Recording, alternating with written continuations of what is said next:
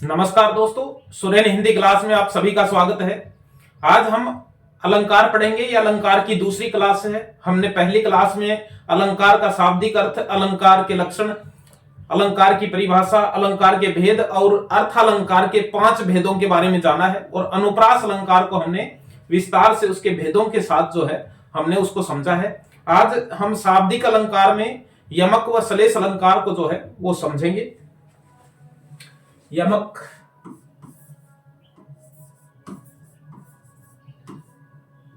अलंकार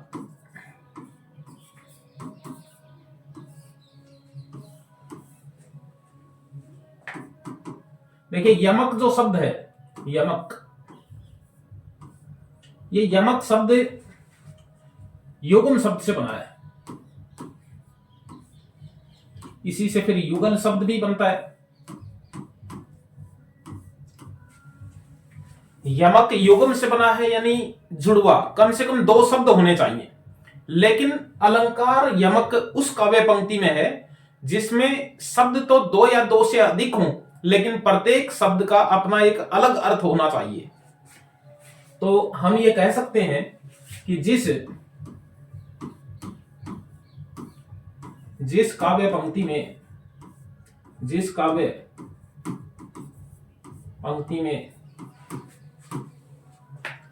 एक ही शब्द 2 या 2 से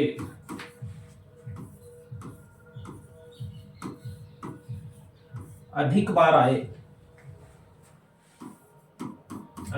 आए और हर बार उसका अर्थ भिन्न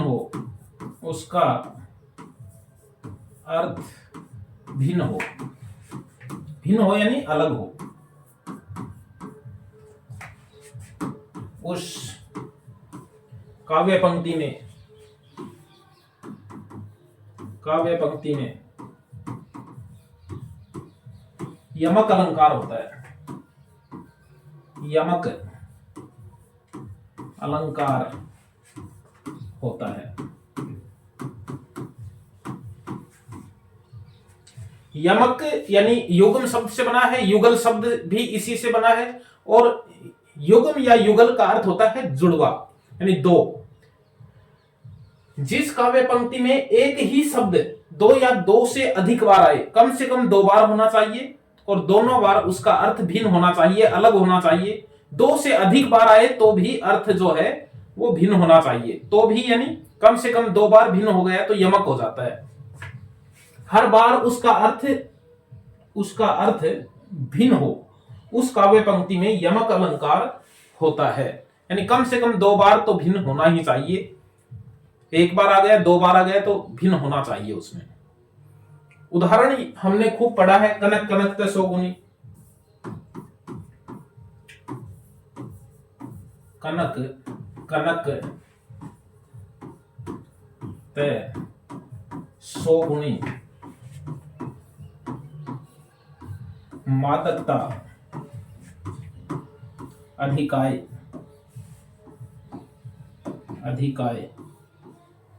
ये हमने पढ़ा है। कनक कनक ते सोगुनी, मादकता अधिकाय। या खाए बोराय नर, बोराय जग, वा पाए बोराय। देखिए, कनक कनक 2 बार आया है। एक कनक का अर्थ है सोना और एक का अर्थ है धतूरा।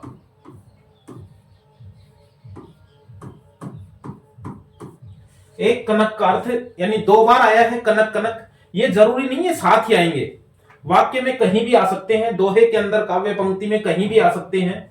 छंद में कनक कनक यानी एक कनक का अर्थ सोना है और एक का धतूरा है। या खाए बोराय नर व पाए बोराय, यानी एक को खाने से पागल हो सकता है और एक को खाने से पागल हो सकता है, और दूसरी को पाने से यानी सोना भी अधिक मात्रा में मिल जाए किसी व्यक्ति को तो वो पागल के समान हो जाता है। तो ये यमक अलंकार का उदाहरण है जो बहुत बार परीक्षाओं में पूछा जाता है।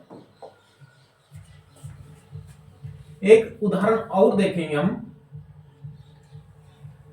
कि 3 बेर खाती थी, 3 बेर खाती थी।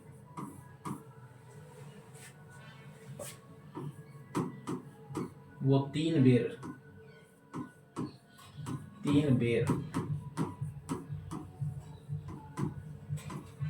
खाती हैं।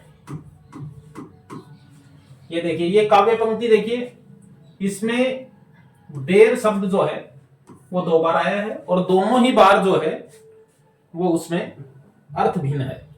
3 बेर, बेर एक फल का नाम है, और 3 बेर यानी 3 टाइम, 3 समय, 3 वक्त जो है वो खाती थी। ये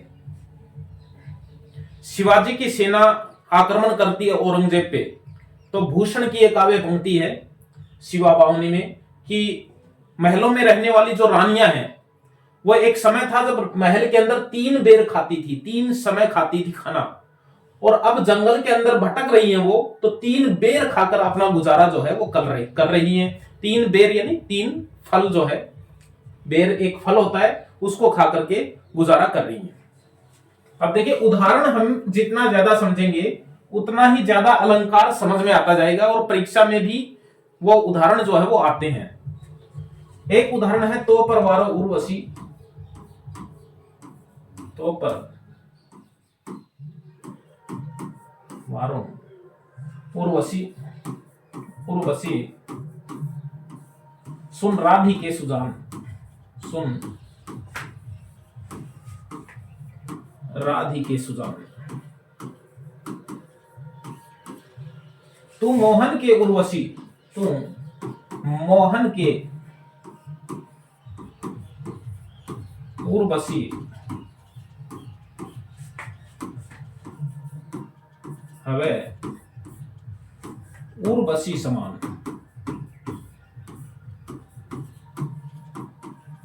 अब इसमें देखिए, 1 बार, 2 बार और 3 बार, 3 बार आया उर्वशी शब्द, 3 बार आया है। तो पर वारुण उर्वशी, तो इस पहली उर्वशी का है उर्वशी, पहली का है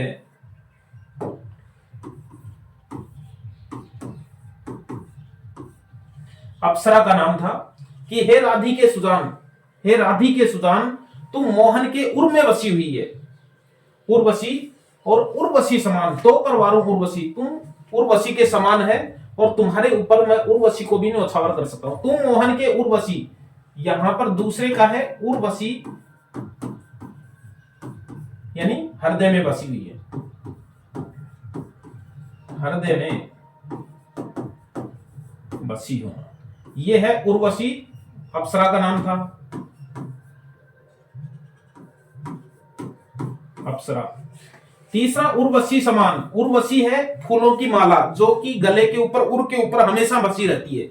कहता है कि तो पर वारुण उर्वशी सुन राधि के सुजान, कि हे राधि के सुजान, मैं तेरे ऊपर उस आसमान की परी अप्सरा को भी न्यौछावर कर सकता हूं, क्योंकि तुम मोहन के उर्वशी, तुम मोहन के उर के अंदर बसी हुई है। उर्वशी समान यानी उर्वशी के समान, उर्वशी जो फूलों की माला या कुछ भी हार गले के ऊपर हमेशा बसा हुआ रहता है, ठीक उसी की तरह जो है तुम मोहन के उर के अंदर जो है वो बसी हुई है।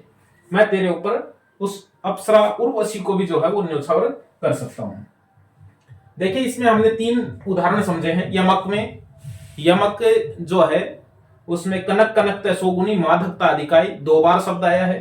3 बेर खाती थी, वो 3 बेर खाती हैं। इसमें 3 बेर यानी 3 समय खाती थी, 3 बेर यानी 3 बेर खा करके गुजारा कर रही हैं। इसमें उर्वशी शब्द 3 बार आया है। शब्द हर बार आया है, हर बार अर्थ भिन्न हुआ है, यमक अलंकार है।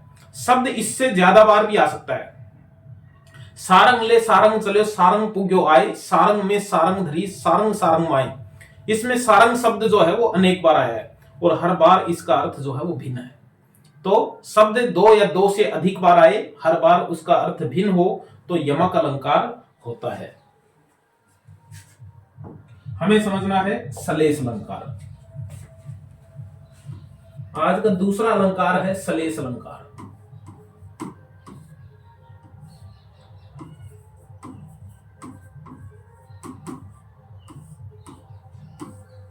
सलेस शब्द संश्लिष्ट शब्द से बना है, यानी सलेस जो है उसका अर्थ होता है चिपकना, समाना, यानी एक ही शब्द में कई शब्द समाये हुए सलेस हैं। सलेस का मतलब एक ही शब्द में, सलेस का शाब्दिक अर्थ चिपकना होता है। चिपकना यानी एक में ही कई हैं। जैसे एक शब्द हमने पढ़ा ना संश्लेषण, एक होता है विश्लेषण, तो संश्लेषण इस सलेस से ही संबंधित है। यानी संश्लेषण का मतलब समाना, एक साथ होना, यानी एक ही शब्द में अनेक अर्थ चिपके हुए हो या एक ही शब्द के अनेक अर्थ निकलते हो तो सलेस अलंकार होता है। जिस काव्य पंक्ति में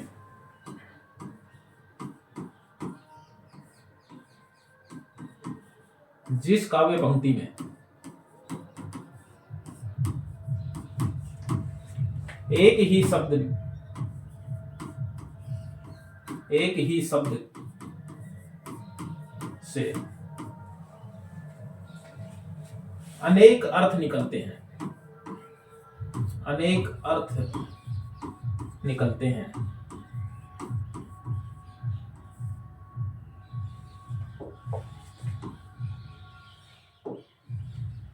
अर्थ निकलते हैं, उसमें सलेस अलंकार होता है।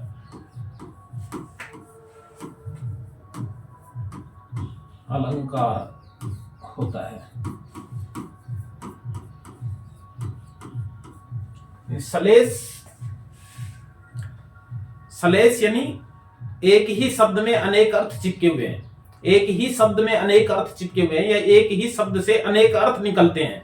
जिस काव्य पंक्ति में शब्द तो एक ही है लेकिन उसके अर्थ जो है वो कई निकलते हैं। और मैं बता दूं सलेस जो है वो रहीम कवि का प्रिय अलंकार है। ये भी हमें ध्यान में रखना है कि ये अलंकार कौन से कवि का प्रिय अलंकार है। रहीम के दोहों में, ज्यादातर दोहों में, अधिकांश दोहों में सलेस अलंकार है। और रहीम का ही दोहा उदाहरण के लिए हम यहाँ पर एक देखते हैं कि रहीमन पानी राखिए, रहीमन पानी राखिए, बिन पानी सब सून, बिन पानी सब सून, पानी गए न उभरे, पानी गए न उभरे, मोती मानस चून, मोती मानस चून।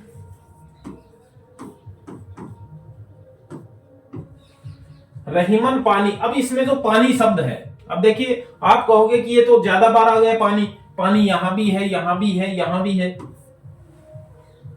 इसमें क्या है कि सलेस के अंदर रहीमन पानी राखिए बिन पानी सब सून, यानी पानी जो शब्द है वो एक जगह है या दो जगह है या तीन जगह है, सभी जगह इसके तीन तीन अर्थ निकलते हैं। इसलिए पानी, इसमें पानी शब्द में, पानी शब्द संश्लिष्ट शब्द है यानी सलेस शब्द है, इसी शब्द से एक से अधिक अर्थ जो है वो निकलते हैं। यानी जिस काव्य पंक्ति में एक ही शब्द से अनेक अर्थ निकलते हैं, एक ही शब्द से, यहां पानी के तीन अर्थ हैं, यहां भी तीन अर्थ हैं, यहां भी तीन अर्थ हैं, यानी अर्थ भिन्न भिन्न नहीं है, अर्थ एक ही शब्द है और एक ही शब्द से तीन अर्थ हैं। देखिए रहीमन पानी राखिए बिन पानी सब सून, पानी गए न उभरे, मोती मानस चून। मोती की के संदर्भ में इसका अर्थ चमक है, मानस के संदर्भ में इसका अर्थ इज्जत है, मानस यानी मनुष्य, और चून के संदर्भ में इसका अर्थ आटा है।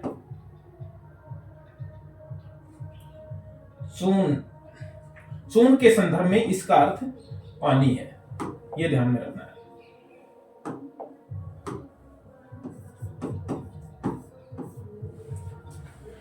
यानी रहीम कवि कहते हैं कि हमेशा चमक रखनी है, बिना चमक के कुछ भी नहीं है। चमक यदि चली गई है तो मोती की कोई इज्जत नहीं है।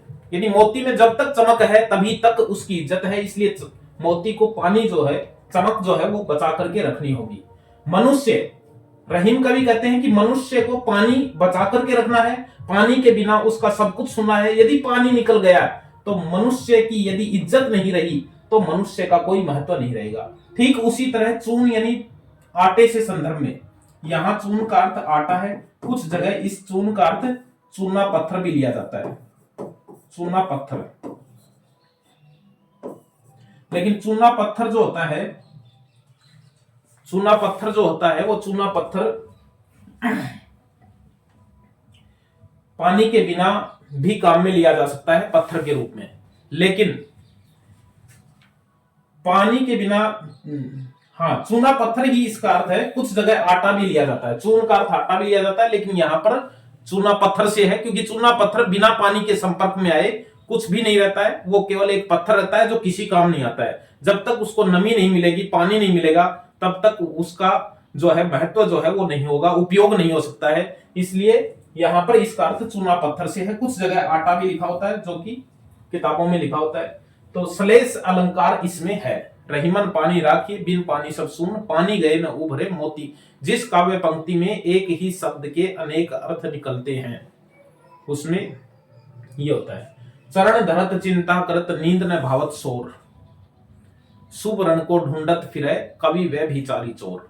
इसमें भी श्लेष अलंकार है और हमें ये देखना चाहिए, ये उदाहरण आता है, ज्यादातर उदाहरण ही देखना है हमें। जितने ज्यादा उदाहरण देख लोगे उतना ही समझ में आ जाएगा। चरण धरत, चरण धरत चिंता करत, नींद न भावत शोर, नींद न भावत शोर,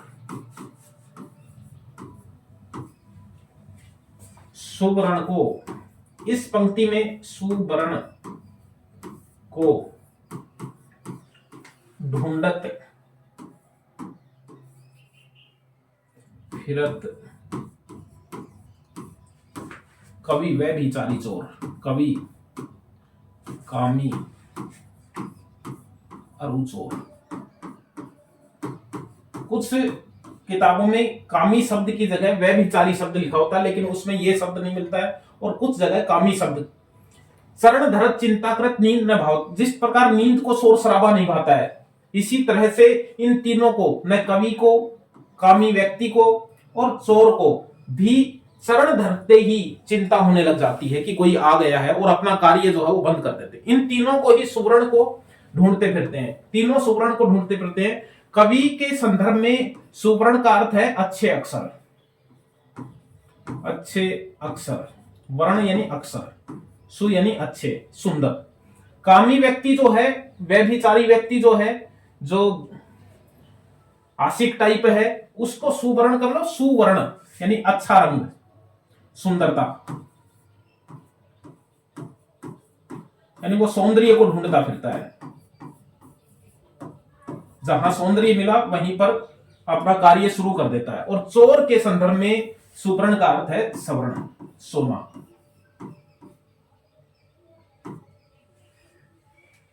चोर के संदर्भ में इसका अर्थ है सोना, सवर्ण। सुवर्ण शब्द के तीन अर्थ हैं। इसी के अंदर, इस शब्द में ही श्लेष है। श्लेष कौन से शब्द में है? श्लेष जिस शब्द में जिसके एक से अधिक अर्थ निकल रहे हैं उसमें श्लेष अलंकार है। तो इसमें श्लेष है, इस काव्य पंक्ति में श्लेष है कि चरण धरत चिंता करत। चरण धरने की आवाज आते ही इन तीनों को चिंता हो जाती है। ठीक उसी तरह जैसे नींद न भावत शोर, जैसे नींद को शोर शराबा अच्छा नहीं लगता है, वैसे ही कवि को, कामी को और चोर को, इन तीनों को भी चरण धरने की आवाज सुनते ही चिंता होने लग जाती है। ये तीनों ही व्यक्ति सुवर्ण को ढूंढते हुए फिरते रहते हैं। कवि जो है वो सुवर्ण अच्छे अक्षरों को ढूंढता है। कामी जो व्यभिचारी व्यक्ति है वो सुवर्ण यानी अच्छे रंग को, यानी सौंदर्य को ढूंढता फिरता है। और जो चोर है वो सवर्ण यानी सोने को जो है वो ढूंढता फिरता है। एक ही शब्द के तीन अर्थ हैं, इसलिए इसमें भी श्लेष अलंकार है। तो हमने यहां पर यमक और श्लेष दो अलंकार पढ़े हैं, दोनों के दो दो तीन तीन उदाहरण देखे हैं। और आगे जो भी अलंकार हमारे पाठ्यक्रम में है हम उनको विस्तार से जो है वो गहराई से जो है वो समझने का प्रयास करेंगे। तब तक के लिए बाय, धन्यवाद।